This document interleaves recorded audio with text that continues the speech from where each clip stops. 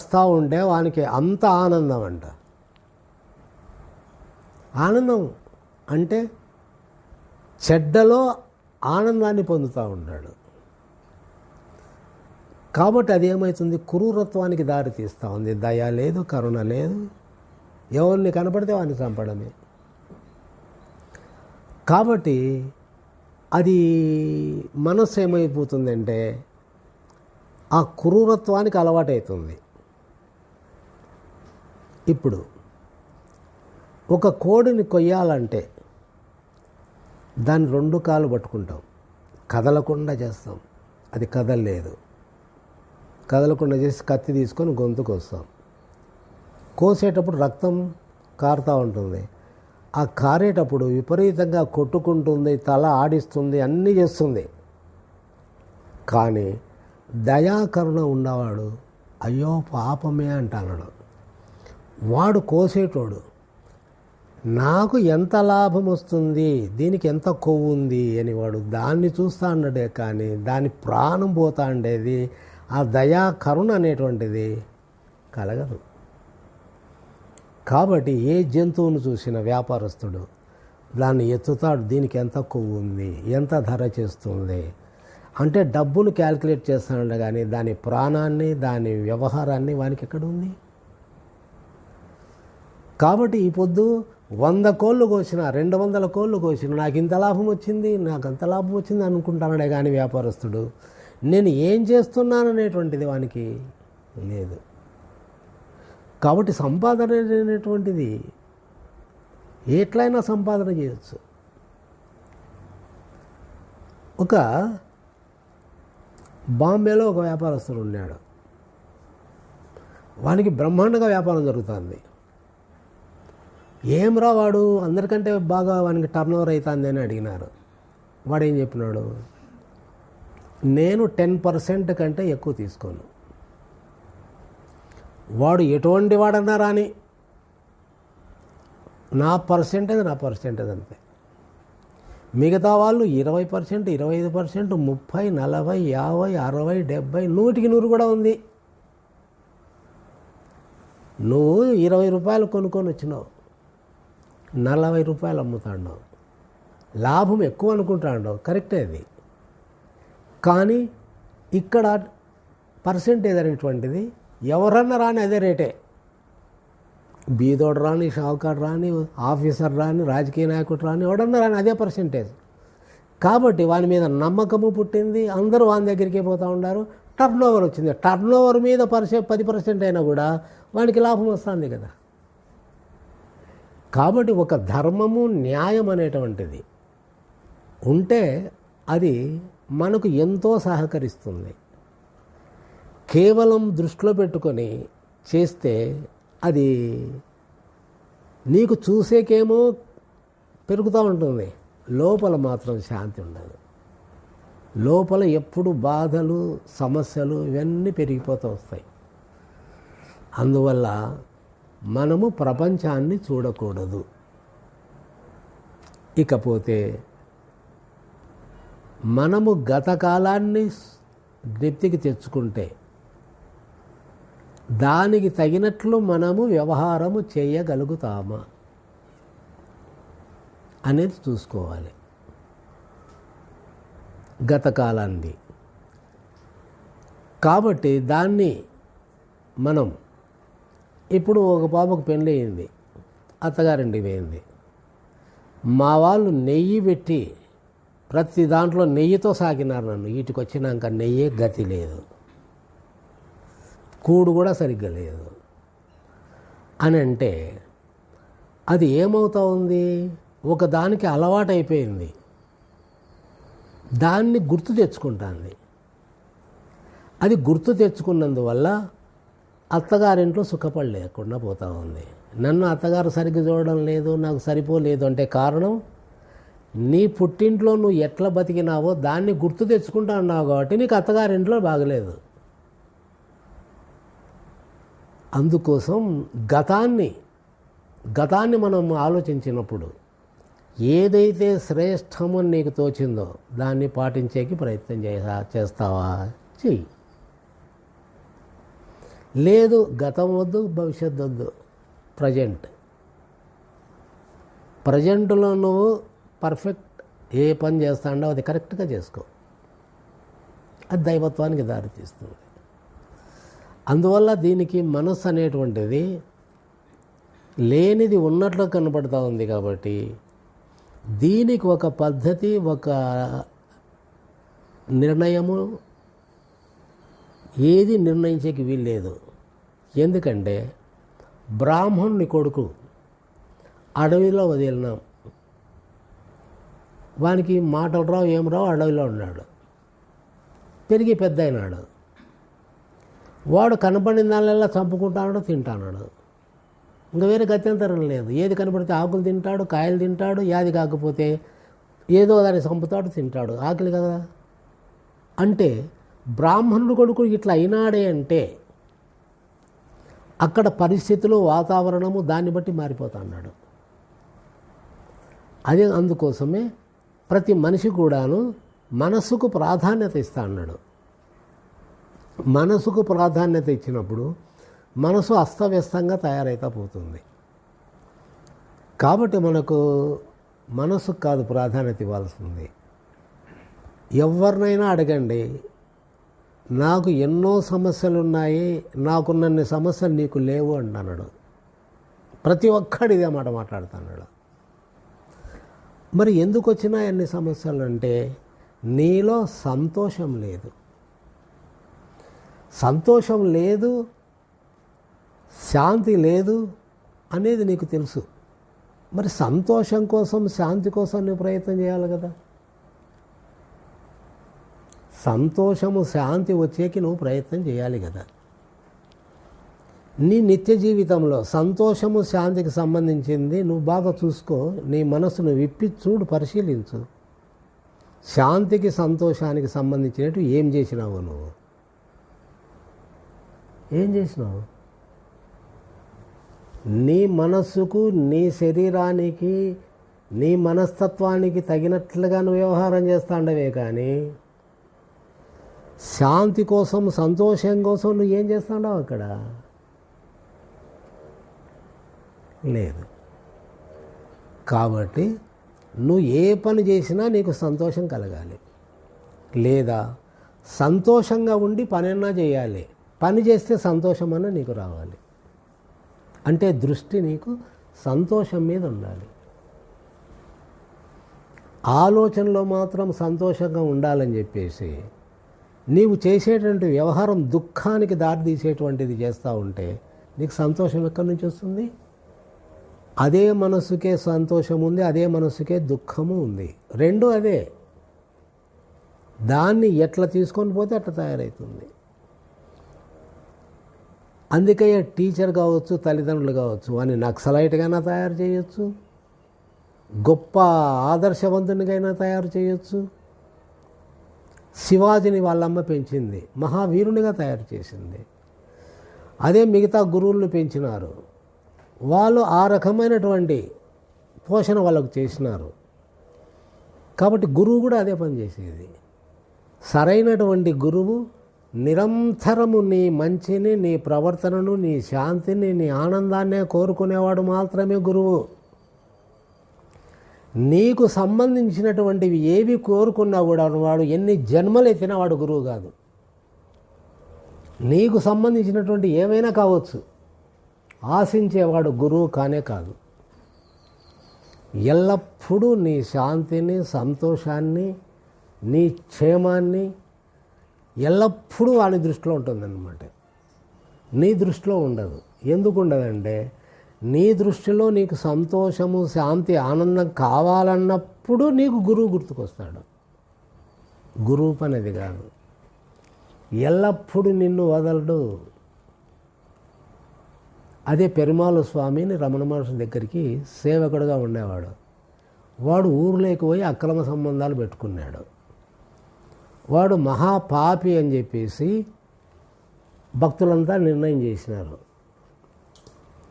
వాడు అట్లా చేసి వాని అంతకు వానికే బాధలు, సమస్యలు, కష్టాలు ఎక్కువైపోయి ఆత్మహత్య చేసుకోవాలనే స్థితికి దారి తీసినాడు. ఇంకా విపరీతమైనటువంటి బాధ కలిగి వచ్చి కాళ్ళ మీద పడినాడు రమణ మహర్షి మీద. స్వామి, నేను చేయరాని తప్పులు చేసినాను, నిన్ను చాలా బాధ పెట్టినాను అంటే అప్పుడు అంటాడు,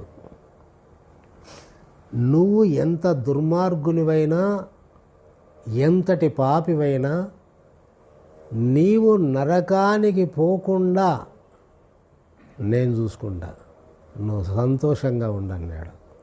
అంటే నరకములో కూడా నీకు నేను తోడు ఉంటాను అన్నవాడు. ఎంత విశాల హృదయము, ఎంత మంచితనము, ఎంత క్షమాగుణము, ఎటువంటి స్థాయి అది. కాబట్టి అటువంటి మనస్తత్వం అనేటువంటిది, అటువంటి స్థాయి అనేటువంటిది, మనం కూడా మనుషులమే కదా. ఒక చిన్న తప్పు చేసినంత మాత్రాన క్షమించే గుణం లేకపోతే అది ఎట్లా చెప్పండి? తప్పులు అనేటువంటి మనిషి కాకుండా ఏమన్నా వేరే వాళ్ళు చేస్తారా? కాదు, ఇక్కడ నువ్వు చూడాల్సింది మంచిని చూడు. నీకెంతో మంచిని చేసింటాడు. కేవలం చెడు ఒక్కటి చేసిందంత మాత్రాన మంచి అంతా కొట్టుకొని పోతుందా? మంచి కూడా ఉంది కదా ఎక్కువగా. కాబట్టి మనము ప్రతిదానికి లోపల చూసుకో. నీలో ఏమైతే ఉత్తమ లక్షణాలు ఉన్నాయో వాటికి అవకాశమే ఉన్నాయి లోపల, వాటికి అవకాశమే. అంటే ద్వేషము నీలో పుట్టింది, వద్దు. లోపలనే ప్రేమ ఉంది, ప్రేమను పెంచు, ద్వేషం పోతుంది. భేదం ఉంది,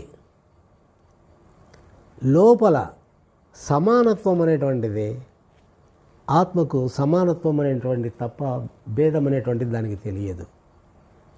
కాబట్టి నువ్వు ప్రశాంతంగా హాయిగా ఉంటే ఆ భేదాలే లేకుండా పోతాయి. కాబట్టి పొరపాటు చేసినాడు, ఓర్చుకో అన్నారు. ఓర్పు, సహనము, శాంతి, ఇవన్నీ మనకు గొప్ప పెద్ద ఖ్యాతిని తెస్తాయని కాదు. మన జీవితం అంతా సుఖంగా, హాయిగా, సంతోషంగా, ఎటువంటి సమస్యలు, బాధలు లేకుండా బతుకుతాం. అదే మనకు కావాల్సింది. ఎల్లప్పుడూ ఆనందంగా బ్రతికి ఆనందంగా కళ్ళు మూయడానికే మనం వచ్చినది ఈ లోకంలోకి, అంతేగాని ఇంకా వేరే పని మీద రాలే. ఏ పని మీదన్నా వచ్చినావని నువ్వు అనుకుంటే అది నీ మనసు ఆడేటువంటి నాటకం తప్ప అబద్ధం అదంతా.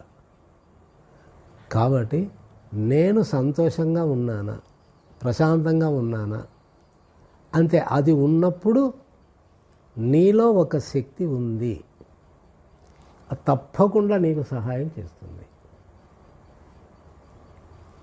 కాబట్టి మనిషి ఎప్పుడే కానీ నీ చూపు మంచిదైతే, నీ ఆలోచన మంచిది, నీ మనస్సు మంచిది, నువ్వు మంచి ప్రవర్తన, మంచి మనిషివి. నీ ఆలోచన, నీ చూపు చెడ్డదైతే, నీ ఆలోచన చెడ్డది, నీ మనసు చెడ్డది, నీవు చెడ్డవానివి, అది మంచిది కాదు, చెడ్డది కాదు. నీవు అట్లా దాన్ని తయారు చేస్తాడు. నువ్వు మంచోని కాదు, చెడ్డోని కాదు. ఎందుకంటే పసిపిల్లవానిగా ఉన్నప్పుడు చెప్పమని వాడు చెడ్డోడా మంచోడా కాదు కదా. పెద్ద అయినాకనే ఇవన్నీ వస్తూ ఉన్నాయి. అందుకోసం ఎల్లప్పుడూ కూడాను మనము సంతోషంగా, హాయిగా, ఆనందంగా ఉన్నామా అది కావాలి. అది లేదు అంటే నీకు తెలుస్తుంది, ఏదో నిన్ను లాక్కొని పోతూ ఉంది. దాని మీద దృష్టి పెట్టు. అది నాకు వద్దు అని అనుకుంటే ఖచ్చితంగా అది లేకుండా పోతుంది. ఇప్పుడు భార్యాభర్త కొట్లాడినారు, పిల్లలు ఉన్నారు. ఈ సంసారం వద్దు, ఈ కొంప వద్దు, నాకేం కాబట్టదు, నా దావ నేను చూసుకుంటానని పోతాడు. కానీ మళ్ళా వస్తాడు. ఎందుకు వస్తాడంటే వాడు వద్దనుకున్నా వాని పిల్లలు, వాని యొక్క వ్యామోహం అనేటువంటిది వెనక్కి తీసుకొస్తూ ఉంది. కాబట్టి వాడు వాస్తవంగా నాకు పిల్లలు భార్య వద్దు అని దృఢ నిశ్చయం అనేటువంటిది వానిలో ఉంటే వీళ్ళు సుఖపడతారు, వాడు సుఖపడతాడు, వాడు ఎక్కడున్నా కూడా ఆనందంగా ఉండగలుగుతాడు. కాబట్టి మనలో ఏది నిశ్చయం చేసుకోలేరు మనుషులు. గోడ మీద పిల్లి, ఇటైనా దొంగుతాడు, అటైనా దొంగుతాడు. ఎప్పుడు ఏది అవసరమో ఆ రకంగా తయారవుతున్నాడు మనిషి. ఒక స్థిరత్వం లేదు. స్థిరత్వం అనేటువంటిది ఉంటే దాన్ని ఏది కదిలించలేదు, ఏ మార్పు వచ్చేకి అవకాశం లేదు. అది మనసు కాదు. కాబట్టి ఇప్పుడు నువ్వు మనోపరిధిలో ఉన్నప్పుడు ఆటోమేటిక్గా కదలికలు వస్తూ ఉంటాయి, మార్పులు వస్తూ ఉంటాయి. అందుకోసం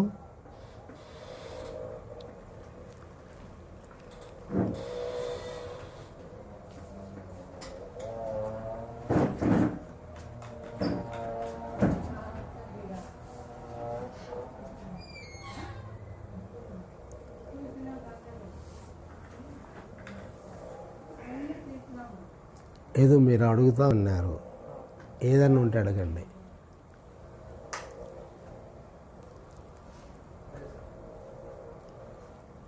అదే మీరు గత కాలంలో ఉన్నట్లు ఇప్పుడు తేడా ఏమినంటే, గత కాలంలో ఉన్నవాళ్ళు వాళ్ళ ఆశయాలు, వాళ్ళ జీవిత విధానము, వాళ్ళంతా కూడాను కేవలము సంతోషము, శాంతి, ధర్మము, న్యాయము ఆ రకమైనటువంటి ఆలోచన ధోరణితో వెళ్ళిపోయినారు. కాల పరిస్థితి ఏమైపోయిందంటే, మనస్తత్వం అనేటువంటిది పరి విధాలుగా కోరికలు చెలరేగి ప్రపంచం కోసం, అశాశ్వతమైనటువంటి లాభాల కోసము, అశాశ్వతమైనటువంటి సుఖం కోసం మనిషి ప్రాకులాడుతూ ఉన్నాడు. కాబట్టి ఆ రకంగా మనసు కలుషితాలైనందువల్ల వాళ్లకు మనకు తేడా ఏర్పడుతుంది అంతే. కానీ వాళ్ళని నడిపించినది అదే శక్తి నడిపించింది, మనల్ని కూడా అదే శక్తి నడిపిస్తూ ఉంది. అందుకోసం మనము వాళ్ళకంటే కూడా ఉన్నతులమే. ఎందుకంటే ప్రతి ఒక్కరూ దైవస్వరూపులే. దైవత్వమే అంటే దైవానికి కోరికలు లేవు, దైవానికి భేదాలు లేవు, దైవానికి మనసు లేదు, దైవానికి శరీరము లేదు, దైవానికి ప్రపంచంతో సంబంధము లేదు. కాబట్టి అది దైవమైంది. నీవు దైవము కావాలంటే అలా ఉంటే నువ్వు దైవం అవుతావు. దైవం నీవు కావాలి అంటే దైవత్వము ఏమిటి అనేది నీకు తెలిసినప్పుడు నీవు అలా ఉండడానికి ప్రయత్నం చేస్తే నువ్వు దైవం అవుతావు. కానీ ప్రయత్నం చేస్తున్నప్పుడు నీలో ఉండేటువంటి అవలక్షణాలు పనిచేసినప్పుడు అవలక్షణాలే మెజార్టీ వస్తుంటాయి, కానీ దైవత్వం అనేది మైనార్టీలో పడిపోయింది. అందువల్ల దీనికి దూరమై దానికి దగ్గర అవుతాండవు. కానీ అది మాత్రం అశాశ్వతమైంది, నిన్ను పతనం చేసేది. ఇది శాశ్వతమైంది, నీ జన్మకు సార్థకమైంది. కాబట్టి ఎక్కడ నీకు ధర్మము, న్యాయము, సంతోషము, ఆనందం ఉందో దాని వైపుకు మన మనస్సును, మన ప్రవర్తనలోనూ మార్పు తీసుకురావాలి. అది ఎప్పుడైతే నీవు ఒక ధర్మానికి, ఒక మంచికి కట్టుబడి ఉంటావో అప్పుడు నీకు దైవశక్తి నీకు తోడవుతుంది. ఎందుకు తోడవుతుందంటే, దైవశక్తి అనేటువంటిది శరీర భావమును ఉండదు, మనసు యొక్క ప్రమేయం అక్కడ పనిచేయదు. కాబట్టి నీలో ఉండేటువంటి దైవశక్తి అనేటువంటిది, నీ స్వరూపం అనేటువంటిది ఆటంకాలు లేవు. ఆటంకాలన్నీ తొలగిపోతున్నాయి. ఆటంకాలు తొలగిపోయినప్పుడు నీలో ఉండేటువంటి దైవత్వం ఒక్కటే ప్రకాశిస్తుంది. కాబట్టి మనకు ఓర్పు ఉండాలి, కాలము అవసరం. ఇప్పుడు ఎట్లుందంటే ఇప్పటికిప్పుడే జరగాల. ఏదైనా ఒక మనిషి అనుకున్నాడు అంటే ఇప్పుడే జరగాల, అట్లయితేనే కరెక్ట్, అట్లయితేనే అది సాధ్యమని అనుకుంటాను. కానీ అది మనసుకు సంబంధించినది. ఎందుకంటే ఇప్పుడు నీకు కుమారుడు ఉన్నాడు, నువ్వు 18 సంవత్సరాలు వాడిని సాగుతూ వచ్చినావు. ఈ 18 సంవత్సరాలు వానిలో ఉండేటువంటి మంచి గుణాలు, చెడు గుణాలు, అవలక్షణాలు, మంచితనము అన్నీ మిళితమై ఉంటాయి.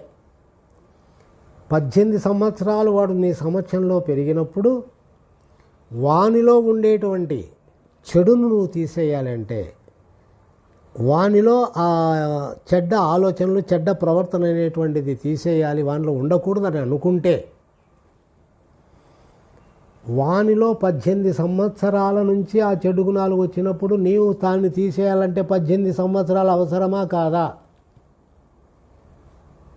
ఇప్పుడే మావాడు మంచోడు కావాలంటే ఇప్పుడే చెడ్డోడైనాడు వాడు. ముందు నుంచి క్రమేణా అది పెరిగిపోతూ ఉంది.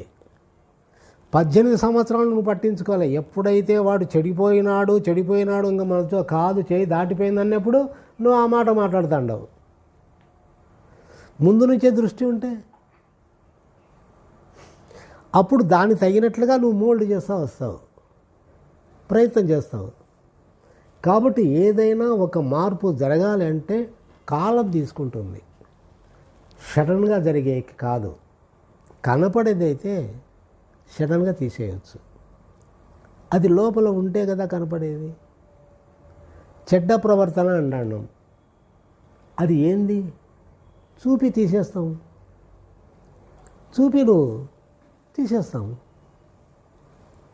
అది చెడ్డది అనేది నీకు చూసేటోనికి ప్రవర్తనను బట్టి, ఆలోచన ధోరణి బట్టి మనకు చెడ్డోడు అంటాం. కానీ ఆ చెడ్డ అనేటువంటిది మనకెక్కడ కనపడుతుంది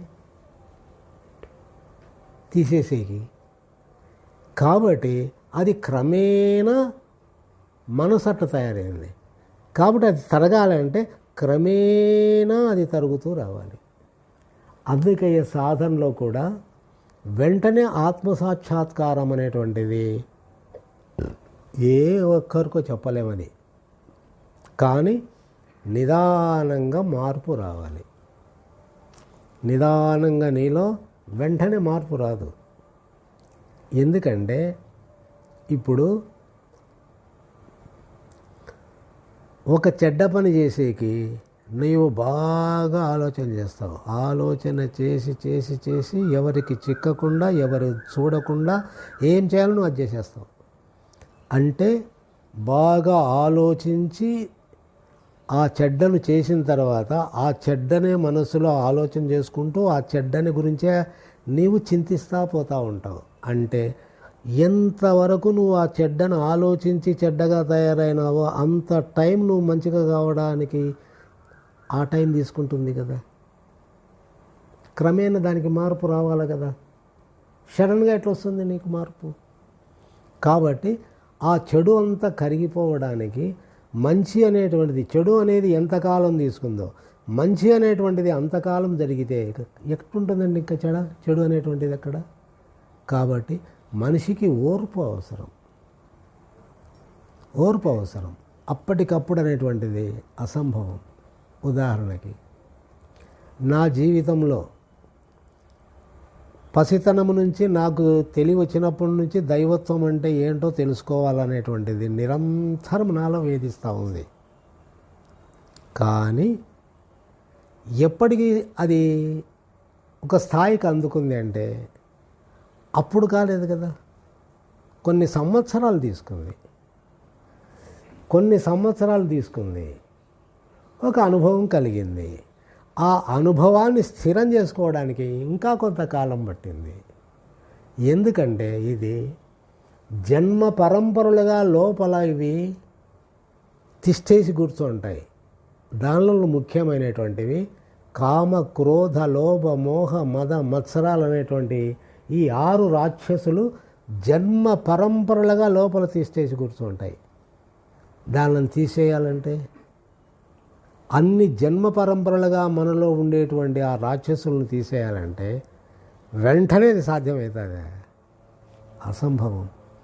కాబట్టి దానికి కావలసినటువంటి శ్రద్ధ, పట్టుదల, శరణాగతి, దైవానుగ్రహం అన్నీ తోడైతే నిదానంగా స్టార్ట్ అవుతుంది, సాధ్యమవుతుంది. ఇవి ఏ సహకారం లేకుండా నువ్వు తీసేసుకోవాలి అంటే నీకెట్లా సాధ్యమవుతుంది? అది నీవు కడవను మోకాళ్ళ వరకు ఎత్తినావు, ఇక పైన నీ ఎత్తుకోలేకుండావు. వేరేవాడు వచ్చిన నాయన కొంత సహాయం చేయరా అన్నావు, వాడు సహాయం చేసినాడు, కడవను ఎత్తుకున్నావు. కాబట్టి నీలో ఉండేటువంటి చెడును తీసేసుకోవడానికి, కర్మలను తీసేసుకోవడానికి నీ ప్రయత్నం ఎంత కావాలన్నంత ప్రయత్నం చేసినావు, కానీ నీకు చేతగాలే. సహాయం కావాలని కోరుకుంటుంది అన్నమాట హృదయం, మనస్సు. అప్పుడు గురువా, దేవుడా, ఏదో నిస్వార్థమైనటువంటి స్నేహితుడైనా కావచ్చు, నిస్వార్థుడై ఉండి మంచి మనస్సు, అంటే కళలో కూడా వాడు దుర్మార్గం తెలియని వాడై ఉండాలి. అటువంటి వాడైనా ఎవడైనా అంటూ ఏదో ఒకటి మన సహకారం ఉంటేనే మనం మన కడవను ఎత్తుకుంటాం. కాబట్టి నేనే గొప్పని, నేనే సాధించినాను, అంతా నాకే సాధ్యమనేటువంటిది మాత్రం కాదు. ఎక్కడో ఒక చోట నీకు సహకరించేది మాత్రం అవసరము. అది ఈ దైవత్వంలో ఏమవుతుందంటే అది మనుష్య రూపంతోనైనా రావచ్చు, ఏదో ఒక రూపంతో, ఏదో ఒక సందర్భంలో, ఏదో ఒక రీతిగా నీకు సహాయం చేస్తుంది. దానివల్ల నువ్వు ముందుకు పోతావు. కాబట్టి ముఖ్యంగా నేను మారాలి, నేను తీసేసుకోవాలి అనేటువంటిది ముందు అది మనసులో పడాలి. నేను మారాలి అనేటువంటిది ఖచ్చితంగా పుట్టాలి మనిషిలో. నేను మారాలి అనేది మనసులో పుట్టిందంటే మార్పు అనేటువంటిది స్టార్ట్ అవుతుంది. నీకు మారాలి అనేటువంటిది కేవలం నాలుక మీదనో, తలకాయలోనో, కంఠంలో నుంచో పుడితే అదేం ప్రయోజనం లేదు. మారాలి అనేటువంటిది లోపల ఉంటుంది, మనసులో ఉంటుంది, కానీ మారదామనేటువంటిది మాత్రం లోపల సమ్మతించదు. అది వద్దు, ఇదే బాగుంటుంది అంటుంది.